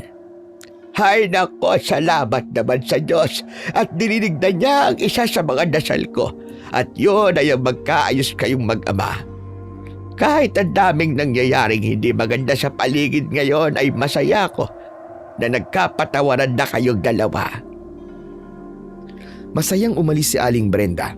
Inihatid ko si Rodel sa kwarto niya para makapagpahinga na siya. Ako naman ay nagpalit ng damit at maya-maya pa ay naisipan kong puntahan sa labas si Alvin upang ayaing magmeryenda. Nagtaka ako dahil wala si Alvin sa mga batang naglalaro sa labas. Nang tanungin ko ang mga bata kung nasan si Alvin, ay sinabi nila na sumama si Alvin sa isang matangkad na lalaki. Kinabahan ako dahil ang unang pumasok sa utak ko ay si Rodrigo, ang lalaking sinamahan ni Alvin. Mag-isa kong hinanap sa aming sitio si Alvin at kahit sa kalapit naming lugar ay nagpunta ako. Hindi ako tumigil hanggang sa unti-unti nang lumulubog ang araw.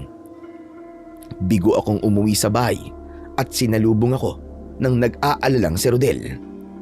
Tay, saan po kayo galing? Kanina pa po kasi kayo wala eh. Si Alvin po pala. Kasama niyo po ba siya? Hindi, Rodel. Sa palagay ko, dinukot ni Rodrigo si Alvin. Ano po? Huwag naman po kayo magbiro ng ganyan, Tay. Hindi ako nagbibiro. Kanina susunduin ko sana siya sa labas dahil ang akala ko'y naglalaro siya kasama ng ibang bata. Pero wala roon si Alvin at ang sabi ng mga kalaro niya ay sumama si Alvin sa isang matangkad na lalaki. Kilala ba ni Alvin si Rodrigo? Hindi po. Kahit kailan di pa niya nakikita si Rodrigo. Kung ganun, ay madaling nalinlang ni Rodrigo si Alvin na sumama sa kanya dahil hindi kilala ng anak mo si Rodrigo. Kung si Rodrigo nga kumuha kay Alvin, nasa panganib ngayon ng buhay ng apo ko. Tay, hanapin po natin si Alvin. Baka kung ano pong ginagawa ni Rodrigo sa kanya, Tay. Hinanap ko na siya pero di ko siya nakita. Malamang, tinatago ng hayop na aswang na yun si Alvin sa kung saan. Pero huwag ka mag-alala dahil hindi tayo titigil hanggat hindi natin na ibabalik ng buhay si Alvin.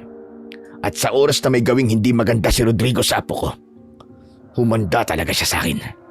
Dahil ipapatikim ko sa kanya ang kamatayan kahit sa panaginip ay hindi niya gugustuhin maranasan.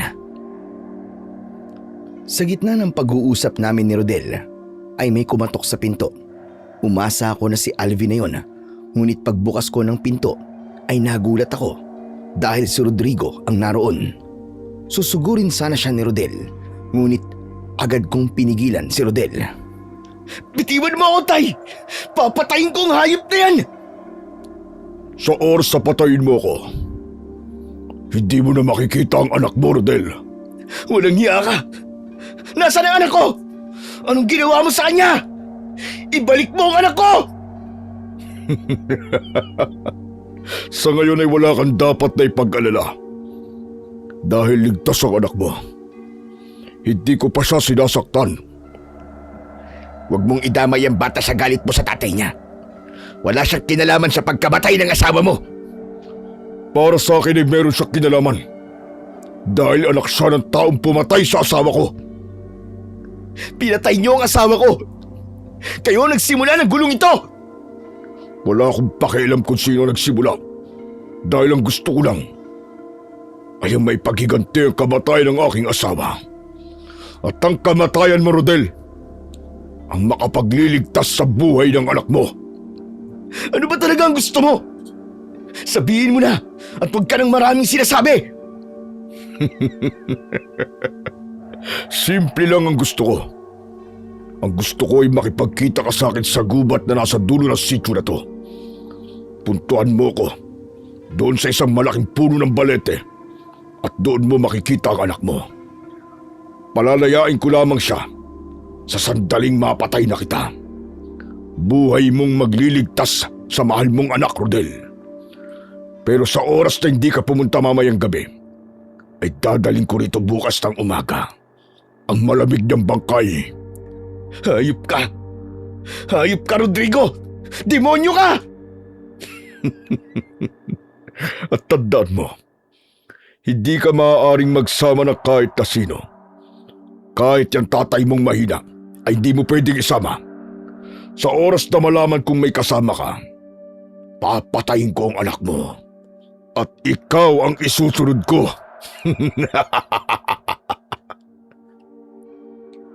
Maigpit kong hinawakan si Rodel dahil mas lalo siyang nagwala nang tumalikod na si Rodrigo at naglakad palayo. Kahit ako ay nais nang patayin si Rodrigo ng sandaling yon, pero alam ko na kapag ginawa ko yon ay baka hindi na namin makita kahit kailan si Alvin. Napakahayop niya talaga, Tay. Patayin mo ng malay na bata, dinamay niya. Diyos ko, ang anak ko. Ang anak ko, Tay. Sigurado ako na sa sandaling to ay takot na yun. Talagang napakatindi ng galit ni Rodrigo sa iyo, anak. Kaya niya to nagagawa. Kailangan ko pong iligtas si Alvin. Kung kailangan kong mamatay para mabuhay siya, gagawin ko. Handa po akong mamatay para sa kanya. Sa tingin mo ba, ay bubuhayin ni Rodrigo si Alvin kapag nagtagumpay siyang patayin ka? Malakas ang kutob ko na isa lamang yung patibong o panlilin lang para parehas niya kayong mapatay. Kailangan natin mag-isip ng plano. Kung kayang manlinlang ni Rodrigo, ay dapat nating ipakita sa kanya na kaya rin natin gawin yun. Ano pong ibig niyo sabihin? Ano pong gagawin natin, Tay? Sasama ako sa gubat mamayang gabi. Pero tay, kapag nalaman ni Rodrigo na kasama kita, papatayin niya ang anak ko. Papatayin niya si Alvin. Yun ay kung malalaman niya na kasama mo ko. May naisip akong plano. At ang kailangan ko ay ang kooperasyon mo. Kung gusto mo mabuhay kayong dalawa ni Alvin, ay susundin mo ko, anak. May tiwala ka ba sa akin, Rodel? Meron po. Sige po, makikinig po ako sa plano niyo. Ipinaliwanag ko kay Rodel ang gagawin namin at sa huli ay sumang-ayon siya sa planong inilatag ko sa kanya. Pagkatapos naming mag-usap ay nagtungo ako sa bahay ni Aling Brenda at nang nakaharap ko siya ay agad kong sinabi sa kanya ang nangyayari. Labis siyang nag-alala para kay Alvin at doon ko na ipinaalam sa kanya ang pakay ko kung bakit ko siya kinausap. Aling Brenda, handa na po kong tanggapin ang anting-anting ni Mang Andres. Alam ko kasi na kung wala yun, ay wala akong magiging laban kay Rodrigo. Salamat naman at nagbago na ang isip mo. Ikaw lang naman ang hinihintay kong kumausap sa akin tungkol dyan. Sandali lang at kukunin ko ang anting-anting.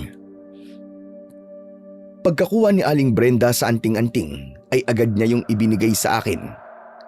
Inusal ko ang orasyon na nakasulat sa papel at saka ko isinabit sa leeg ko ang anting-anting.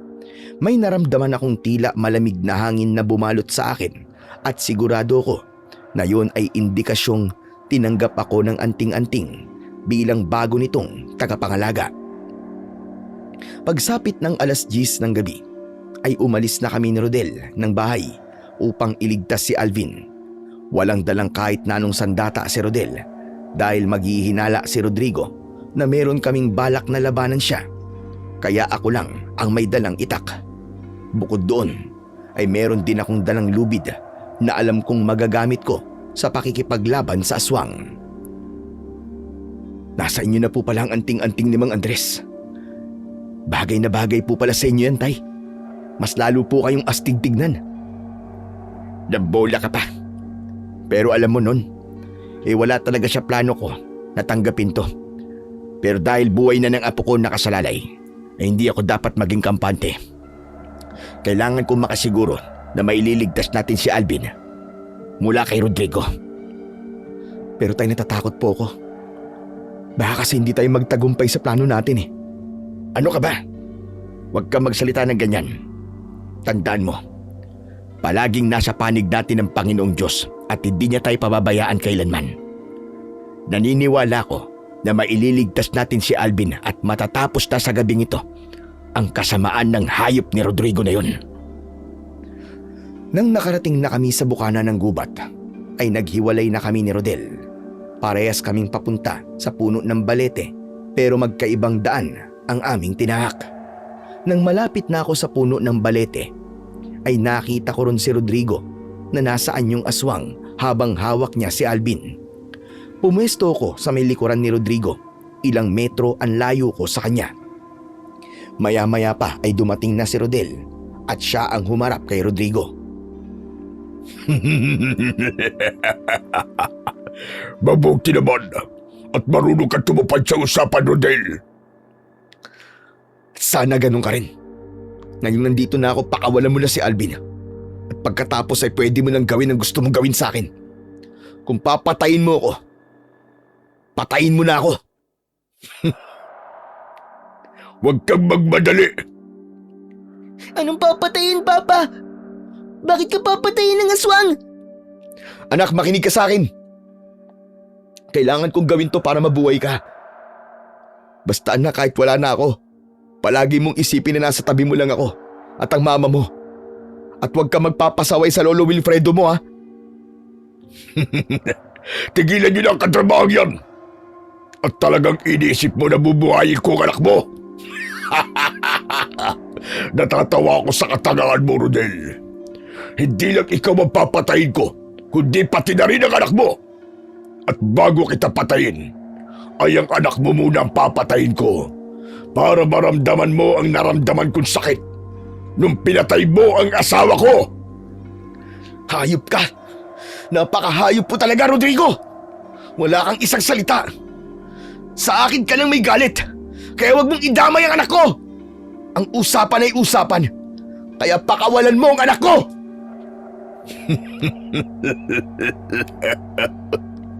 Hindi ikaw ang masusunod dito kundi ako. Ngayon, panoorin mo kung paano kong papatayin sa harapan mo ang anak mo. Para ito sa mahal kong asawa. Nang itaas ni Rodrigo ang kamay niyang may matutulis na kuko, ay doon na ako lumabas sa aking pinagtataguan. Tumakbo ko ng mabilis at bago pa masaktan ni Rodrigo ang apo ko, ay ipinulupot ko na kagad sa leeg niya ang lubid at buong lakas ko siyang hinila. Nabigla si Rodrigo, kaya nabitiwan niya si Alvin. Pahiga siyang natumba. Rodel, kunin mo si Alvin at umalis na kayo rito! Bilisan mo! Mabilis na nilapitan ni Rodel si Alvin at tumakbo sila palayo. Mas hinigpitan ko ang pagkakasakal ng lubid sa aswang upang hindi na siya makawala. Bakit ang lakas mo ngayon? Samantalang nung huling beses tayo nagkaharap ay napakahina mo! Dahil yan sa anting-anting na suot ko. At ang anting-anting na ito ang tutulong sa akin para wakasan na ang kasamaan mo. Kahit ilang anting-anting pang isuot at gamitin mo laban sa akin, ay hindi mo ako mapapatay. Tignan na lang natin kung hindi mo kainin niya sinabi mo ngayon. Nagkamali ka ng pamilyang kinalaban dahil gagawin ko ang lahat para protektahan ang anak at apo ko. Mahigpit na hinawakan ni Rodrigo ang lubid na nasa kanyang leeg. Ubod lakas niya yung hinila at nang kumawala ang lubid sa mga kamay ko ay agad siyang tumayo. Galit na galit siyang sumugod sa akin. Nagawa kong iwasan ang mga pag-atake ng aswang hanggang sa ako naman ang umatake. 2 beses kong tinaga sa balikat ang aswang at dahil dun ay napaatras siya.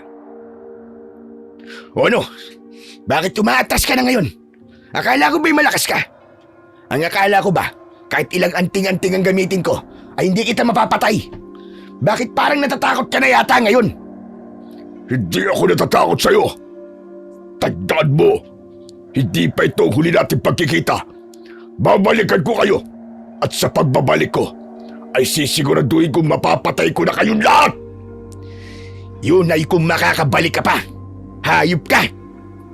Mula sa likod ng aswang ay biglang sumulpot si Rodel na may hawak na mahabang sanga na may matulis na dulo. Nang humarap sa kanya ang aswang, ay buong puwersa niya yung itinarak sa tiyan ng aswang. Mabilis akong gumalaw at tumakbo ko palapit sa aswang at walang pagdadalawang isip na ibinaon ko ang itak sa tapat ng kanyang puso. Paghugot ko ng itak ay agad na bumagsak ang katawan ng aswang. Ilang segundo lang ang lumipas at tuluyan na siyang binawian ng buhay. Masayang lumapit sa amin si Alvin at nagyakap kaming 3. Ligtas na tayo. Wala na si Rodrigo. Kaya wala nang manggugulo sa atin. Maraming salamat, Tay. Kundi po dahil sa inyo, baka sinunod ko na lang ang lahat na sinabi ni Rodrigo eh. Malamang, wala na po sana kami ngayon ni Alvin. Hindi naman ako papayag na basta na lang kayong papatay ni Rodrigo. 8 taon na akong nagtiis sa kalungkutan at sa pagkakataong ito ay hindi na ako papayag na mawala ka ulit sa akin. Lalong-lalo na ang apo ko. Pero ang galing niyo po pareho. Lalo ka na po, Lolo. Mas lalo ko po tuloy kayong naging idol. Maraming salamat, apo. Malaking tulong din tong anting-anting kung bakit natalo natin ang aswang. Hala, sige na, ang mabuti pa'y umalis na tayo dito. Hayaan na lang nating mabulok ang katawan ng aswang na yan dito sa gubat. Dahil yan ang nararapat sa kanya. Masaya kaming lumabas ng gubat at dumiretso kami sa bahay ni Aling Brenda.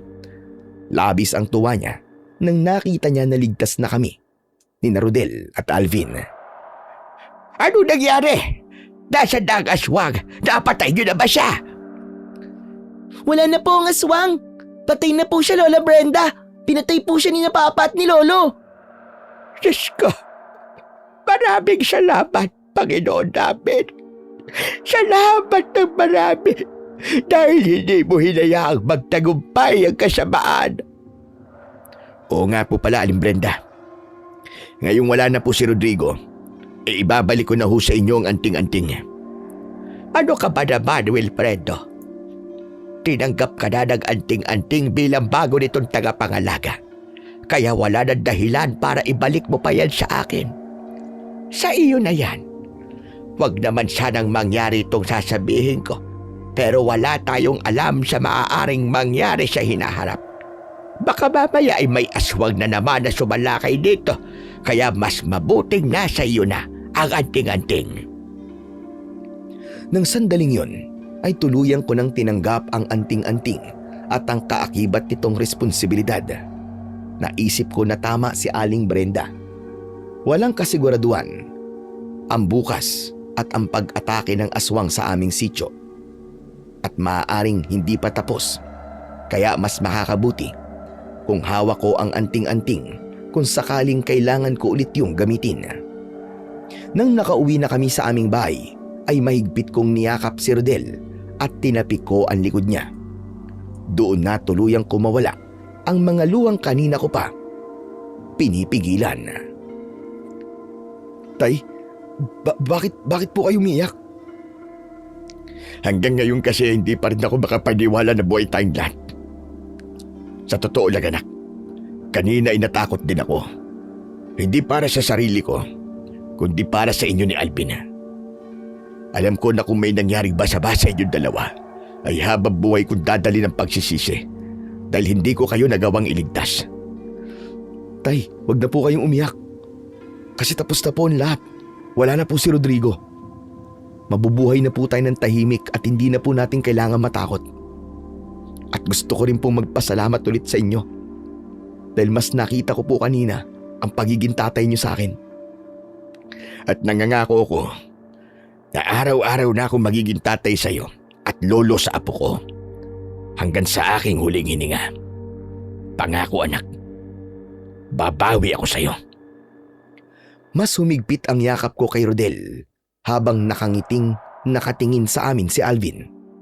Masasabi ko na ang gabing yon ang gabi na hindi ko makakalimutan. Bukod kasi sa napatay namin ng isang aswang, ay alam ko na yun na rin ang simula ng bagong buhay para sa akin at sa pamilya ko. Matapos ang lahat ng nangyari, ay naging maayos na ang relasyon namin ng anak kong si Rodel at nawala na ng tuluyan ang bigat sa aming dibdib na matagal naming dinala. Doon ko rin napagtanto na marami akong pagkakamali bilang ama noon. Masyado kong kinontrol si Rodel at pinilit ko siyang sundin ang mga bagay na gusto ko para sa kanya. Kahit iba naman ang pangarap niya sa buhay. Hindi ko agad naintindihan na habang lalo kong hinihigpitan ng anak ko, ay lalo rin siyang lumalayo sa akin. Natutunan ko na ang pagiging magulang ay hindi lisensya para kontrolin ang anak. Mas mahalaga pala na maging gabay tayo sa kanila at ibigay ang suporta at pag-unawa na kailangan nila habang tinatahak nila ang daan patungo sa kanilang pangarap. Dito ko na po tinatapos ang aking kwento, Sir Blair. Sana po ay nakapagbigay ito ng aral, lalo na po sa mga magulang na kagaya ko. Maraming salamat po at pagpalain tayong lahat ng ating Panginoong Diyos. Hanggang sa muli po.